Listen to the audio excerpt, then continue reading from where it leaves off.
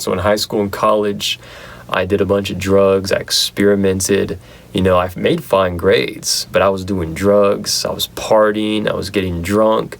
I was trying ecstasy and acid and shrooms and weed and cocaine and morphine and whatever, bars, all that stuff.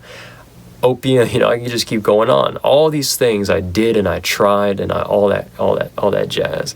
And the question is why? Why does someone do all that stuff? Why does someone get involved? And for me, my friends were doing it. My friends were involved in it, and I wanted girls. I wanted to be popular. I wanted to be that person that people, they wanted, right? And so I started doing that stuff. I started to experiment with all that stuff. And then it became almost, for me, an adventure or an escape. I don't know. It just became something to escape reality, to leave what is just normal. That even going to the movies, we had to smoke. We had to get high. Just to do anything, going to a theme park, we had to get high.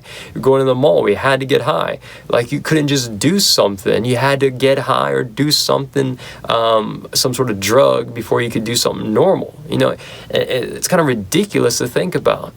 And, people make the argument about your body and your health, and that's true. That's very true.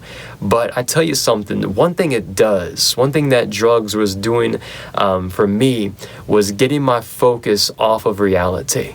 It was getting my focus off of what is real. It was bringing me to another place. And I tell you something, I have not gotten high in about 10 years. I've been sober, and I'm more happy than I ever have been partying and doing drugs. I have now what I was looking for back then, and the question is what do I have now that I didn't have back then? You want me to tell you the answer? Would you receive the answer if I told you? Would you turn the video off if I told you? Well, let me tell you, Jesus, 10 years. Come on, hear me. 1/3 of my life I've been following Jesus. And I tell you, he has changed every part of my being, body, soul, and spirit. And the very things I was searching for, the peace, the joy, the fulfillment, all that I was trying to find in drugs and partying, I found in Jesus now. I found my fulfillment, my reality, my truth in him. Because why? Because he's real. You see, if he wasn't real, how could he, an unreal thing, replace drugs which are real?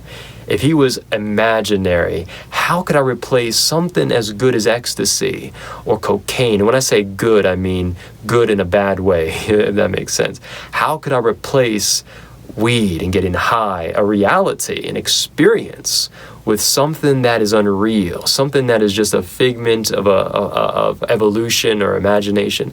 I tell you, it's because he is real. Because he's more real than that weed. He's more real than that cocaine. He's more real than that alcohol, than those liquor and all that other stuff, and the pornography, all the stuff you could pile on my shoulders that was sin and darkness weighing me down for my destiny. I have found in Jesus Christ, and he is greater. And I want to encourage you, whoever you are, whoever's watching this now, I don't believe it's coincidence, but I want to tell you something. He's real. And I wouldn't be making this video if he wasn't real. I wouldn't have given up my drugs and all my sin and my partying and all those things if he was not real, because I didn't know him back then. I didn't go to church. I didn't read the Bible. I did not have a concept of who Christ really was. I had very vague and tiny little notions and thoughts of who he might be. But when I encountered him, that's when everything changes. And so I want to encourage you. He's available. He's real. And if he is real, he'll come where you are. He'll come to the broken. He'll come to the humble heart that humbles themselves before the living God and says, here I am.